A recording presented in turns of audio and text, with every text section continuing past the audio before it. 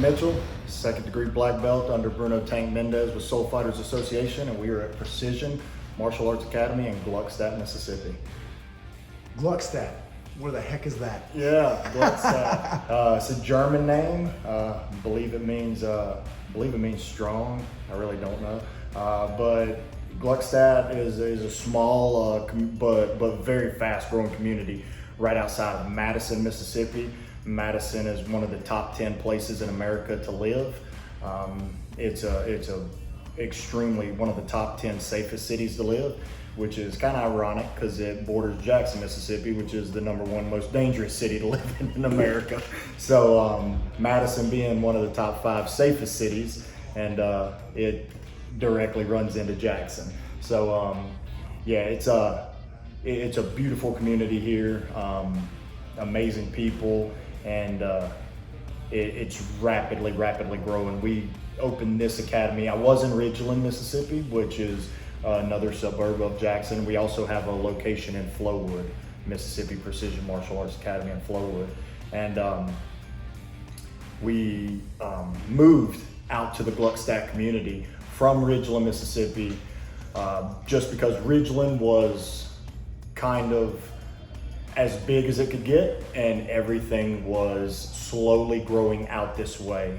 Amazon just opened up a distribution center in Canton, which is about 5 miles north of us here. We're right off of 55 north going towards Memphis, and about 5 miles north of Jackson, Mississippi. And Amazon moved 5 miles north of us, brought a lot of people in. There's a ton of construction. When we opened this academy a year and a half ago, there was very small. Just this building. We've got a gym right across the street here and a couple of other things. Indoor shooting range across the street, which is really cool. And but now we have a grocery store.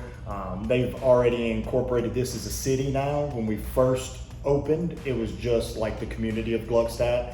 Now it's been incorporated to a city, and we have now a police force, city council, very probably one of the top school districts, public school districts in the entire state, and got Madison Central, which is a huge school, top one of the powerful football schools in the entire state and the entire nation.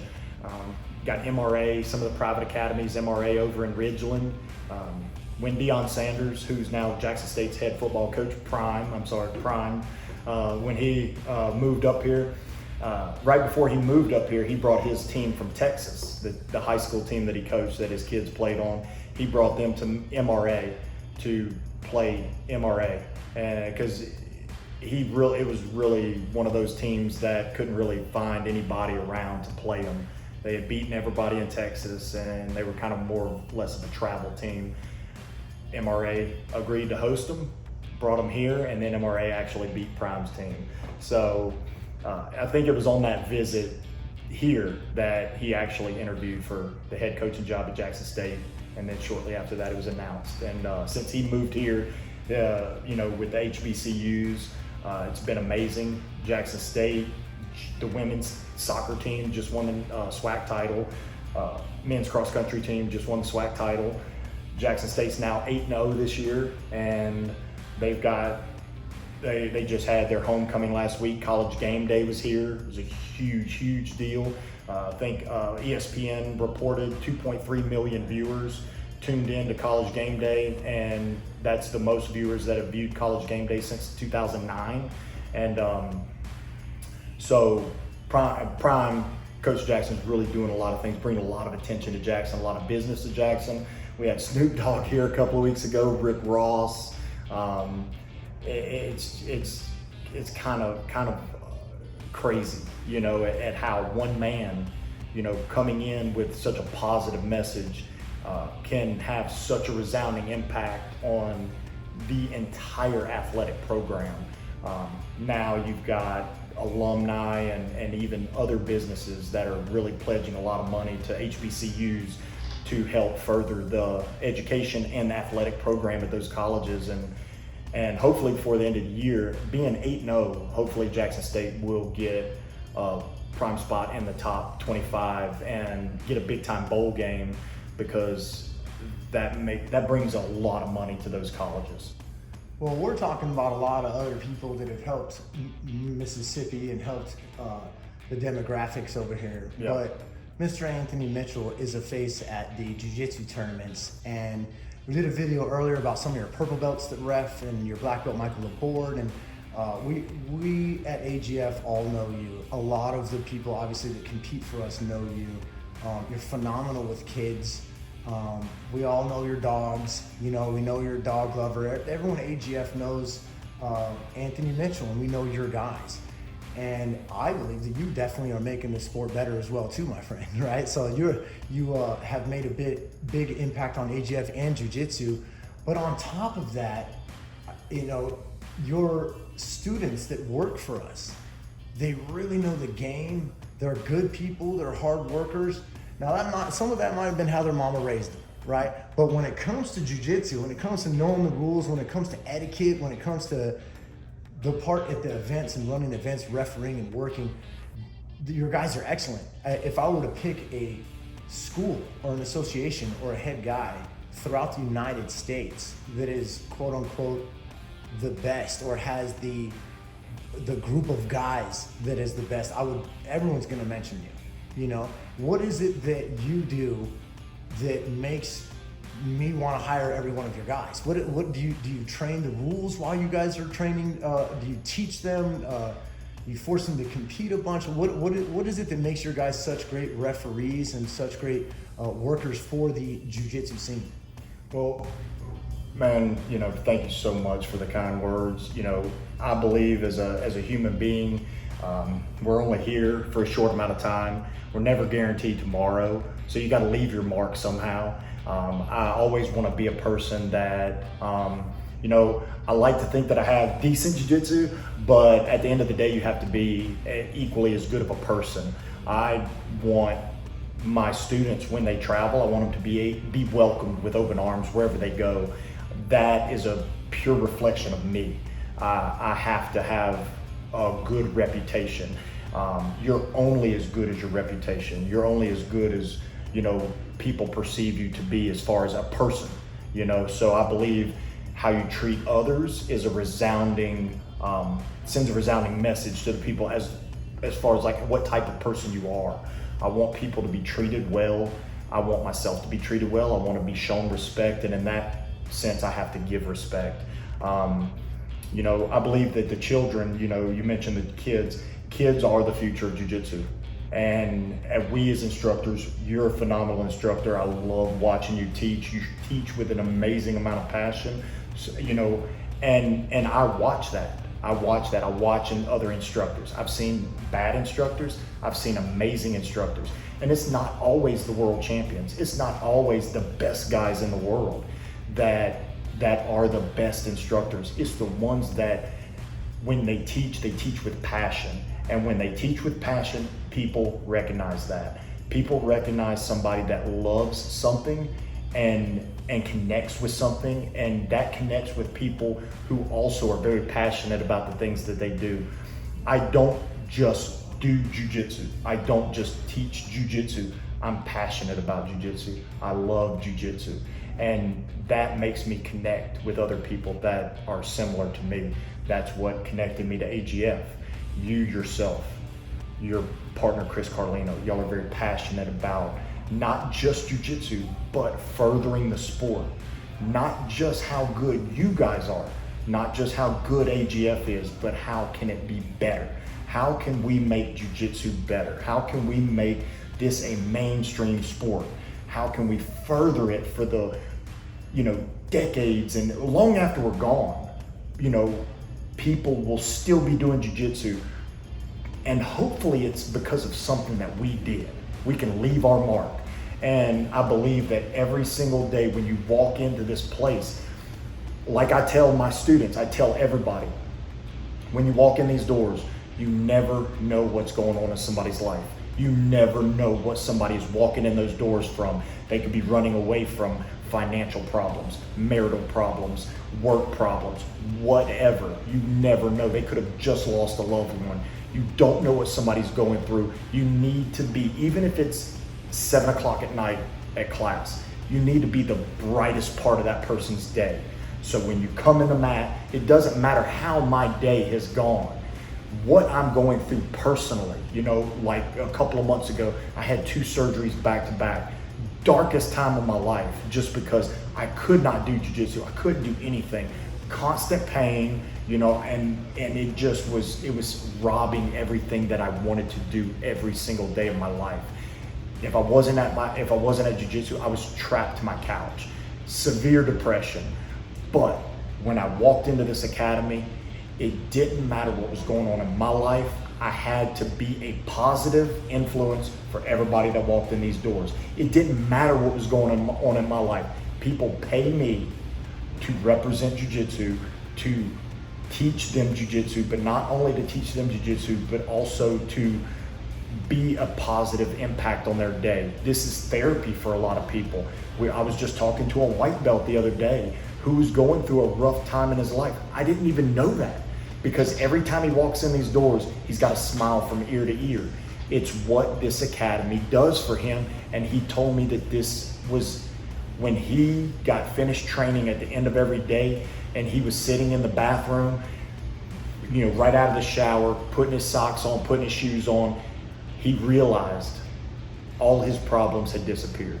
When he walked in the door and got on the mats and went through the class and did the rounds and all of his problems were gone. And that was his therapy. And that really, really impacted me, because that is truly how I feel, you know? And like I said, I'll never probably be a world champion. I'll never probably be a world champion. I tried. I made it to the finals of Pan Ams. I lost 2-0. And it was the furthest I'd ever gone. And I didn't believe that I could even do that. But it was my willingness to step out there and put myself out there again and again and again, having failed time and time and time again, that got me into the finals. Will I win? Possibly, but you know what? I might not. I'm still gonna step on those mats, because like I tell my students, in order to succeed, you've got to be willing to lose. If you're not willing to lose, if you're scared of failure, you'll never be a winner, because you'll never step out there and take the chance that it takes to win.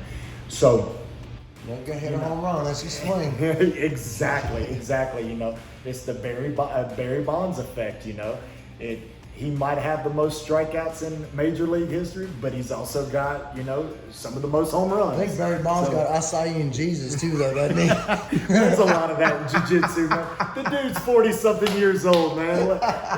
Let's let him have a little bump here and there. You know, I mean, come on, man. He's getting 100-mile-an-hour fastballs from 22-year-old, you know, guys getting paid $100 million to throw a fastball. You know, I mean. Come on, man, let the dude take a little bump here and there. You know, but in all seriousness, you know, like you were mentioning about, you know, Michael Laborde, you know, one of my black belts. Before he was even one of my black belts, you know, he was a training partner of mine. Before he decided to, you know, when he was a brown belt and he was under me, you know, we would travel to AGFs together and stuff like that, and we'd ref together and room together, and I never asked him like, hey man, I want you to be under me. I want you to be with me. I want you guys to be with me. To me, it's not about that. He came to me, and I wanted it to be that way. If he never came to me, that was still fine. We'd still have the same relationship, and those guys would still been on my mats today, training just like they were, because, you know, I love him. You know, I consider him a brother of mine, and but he saw the passion that I had for jiu-jitsu. He saw my vision.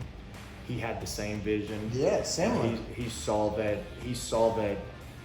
it would, to me, it's not about the money. It's about the mark that we leave on the sport. This is why, for the people off camera that don't know, this is why I took you and Michael to Puerto Rico. When we ran the first tournament in Puerto Rico, I was like, we gotta have good representatives, you know, and it was just you guys and my kids and me that went, you know, and I agree with you. He is similar mindset, trying to push it forward, and same as you, man. Like I said, all of your guys seem to have that, and you have magnetized a lot of people to you through that mentality and that vibe that you got.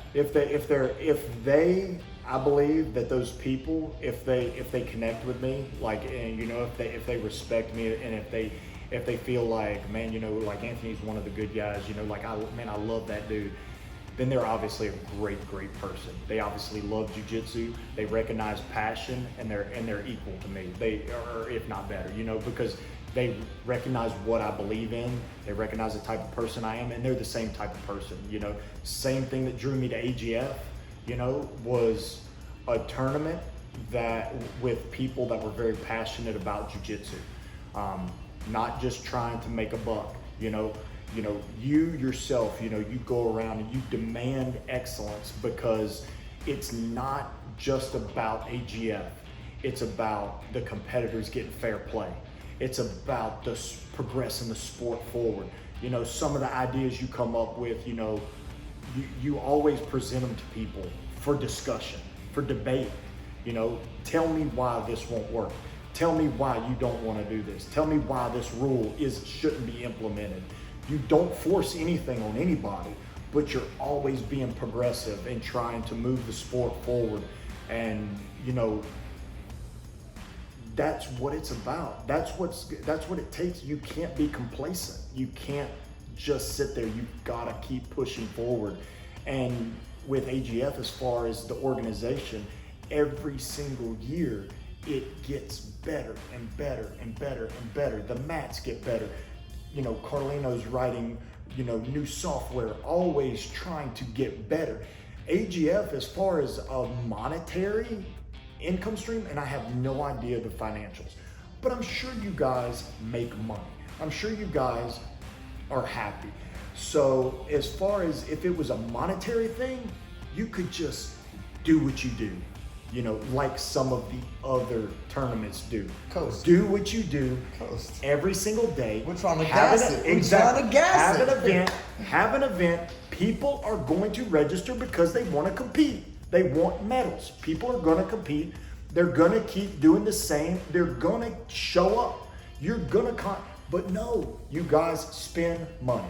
You constantly are progressing jiu-jitsu. You're making AGF better. You take the money that could go in your pocket, you put it back into your business to push it forward, to offer the customers a better product.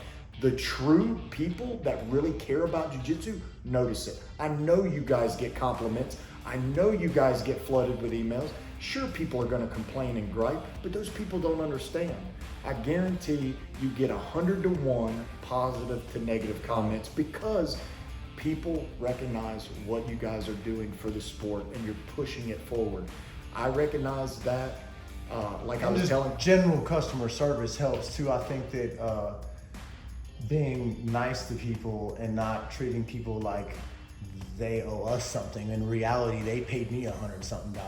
You know, like I have to provide that service, and provide that service with a positive attitude, and not just, you know, acting like someone. Sometimes companies can treat their clients like the clients owe them something.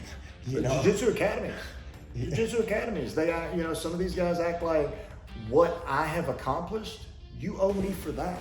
You owe me for what I've accomplished. No, you owe me for what I can provide you. What I provide you. Do I provide you good instruction? Do I provide you a safe environment? Do I provide you a good vibe? Do I provide you, you know, a good experience? And that's what people pay for. They don't. 99.9% of people that join jiu-jitsu academies don't care what you've done.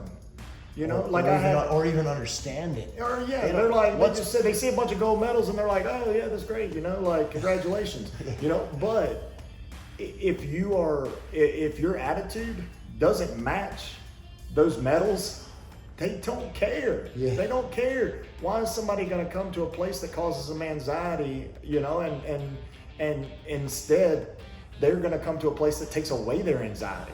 So you have to be, like I said, you have to be that bright shining light at the end of the day, the brightest part of their day. You have to be the place that people want to come. I can't wait to get off so I can go to jiu-jitsu, you know, so I can go strangle somebody, you know, and that's what it is. And when you act that way, you know, we've all had to run people out of the academy. You know, we've all had to, but we never have problems. I've never had people get into a fight in the gym because I don't create a tense environment. And and you recognize personality conflicts and stuff and you can nip that in the bud immediately with a quick conversation. Hey man, look, you know, this is how we do things here. You know, I want people to come in and enjoy. If you want to go that hard, if you're that passionate about it, maybe this isn't the place for you. You know, our guys go really hard, but you're going too hard, bro. You know, like, you know, you're going too hard. You're not gonna roll with my females that way. You know, you're not gonna do that. You're not gonna do that. You're not gonna do that. But I want you here. I want you to learn jiu-jitsu. I want you to learn the right way. And the strength. And you can change somebody's life. You can change their attitude. You can change their entire personality, and for the better. You know, like, you know, we don't want to change people. We just want to enhance people. And you know, that is, to me, that's what jiu-jitsu is about. You know, the whole reason I got started with jiu-jitsu, I was a competitive bodybuilder. I was successful. You know, I was big. I was the biggest guy in the gym, and everybody wanted to work out with me. Anthony. That's how I got the nickname. You know, Big Ant. Everybody calls me Big Ant.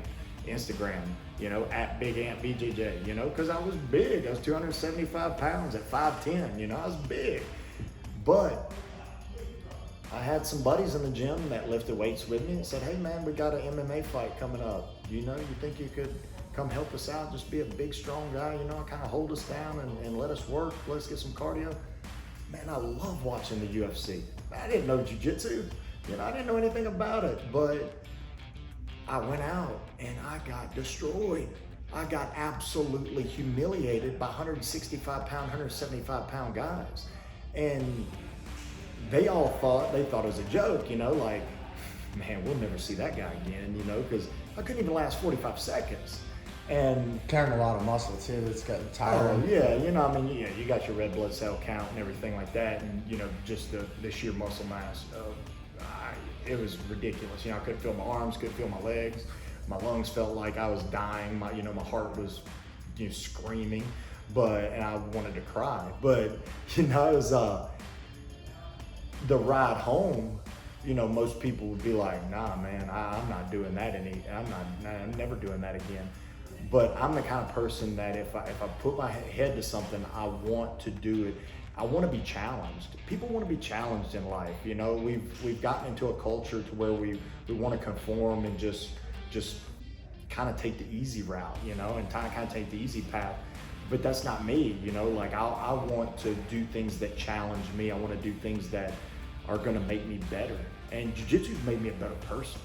You know, it's made me treat people better. It's made me, you know, it's changed my whole life. It's made me a better husband. It's made me, you know, just a better friend. It's made me, since I started, you know, with my own academy, it's made me a better instructor by watching other people.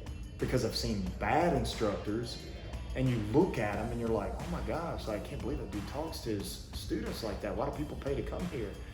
And then you start to see like, man, maybe I got some of those traits too. You know, maybe I need to kind of change the way that I talk to people. And instantly you start to become a better person because you find flaws in others. It's just like when you're rolling in jiu-jitsu, what are you doing? You're looking for flaws in other people's game and you're trying to tear it apart. So personality-wise, we can do that as well. We can look for flaws in other people and be like, how we perceive somebody, that could be how somebody perceives us. And if we act that way, you know, that could be an opportunity for us a learning experience to be like, maybe people look at me that way too. Maybe I need to kind of change up the way that I talk to people. Maybe I need to smile a little bit more because I've got a little bit of RBF, you know, like people look at me or they'll you know, message me, hey, I saw you at the tournament, I was gonna come say hey to you. why didn't you speak to me? Man, you look like you were kind of, you know, in a bad mood. And it's like, no, that's just my face, bro. Like, no, bro, I swear to God, it's just my face. So slowly over the years, people have realized that I just, you know, one of Josh Mancuso's students, Jeremy DePrado, black belt under Josh Mancuso, he calls me the meanest looking nice guy that he's ever met.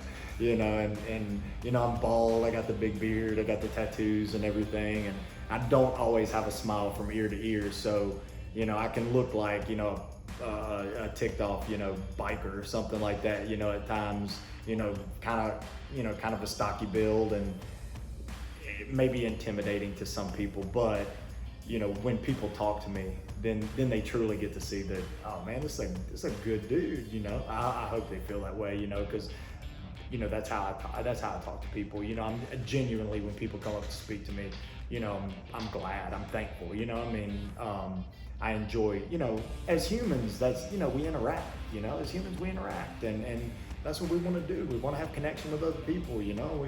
We want to have everybody wants to laugh, you know. You know, there's so much negativity in the world, you know. Everybody wants positivity, you know. Everybody wants to, you know, have just a good time and enjoy themselves, and you know, so why be a dick? I mean, why be a prick? You know, I mean, it's yeah. So, you know, that's kind of what, you know, my vision for jiu-jitsu is. You know, that's what I immediately saw in AGF, was a very positive company, customer oriented, pushing the sport forward, always trying to be better. And when we're gone, all we have is, you know, not those shiny medals. All we have is our reputation and the memories that we leave with people. And I'd rather, when I'm gone, people not be cheering, you know. I'd rather people, you know, kind of be sad that I'm not around anymore. Well, in the meantime, where can they find you on social media? Give us a website or any sponsors, IG you want to give before we got to go? Yeah, Instagram at Big Ant BJJ, Facebook Anthony Mitchell, and you know, my profile picture is going to be my late baby girl Penny. So you'll see her on my Facebook profile. It's me. It's a dog, but it's me. Website for the academies, Flowwood, is MississippiJujitsu.com, and Gluckstadt Academy is JujitsuGluckstadt.com. And if you're lucky, you'll catch me at near about any kind of AGF tournament around the country.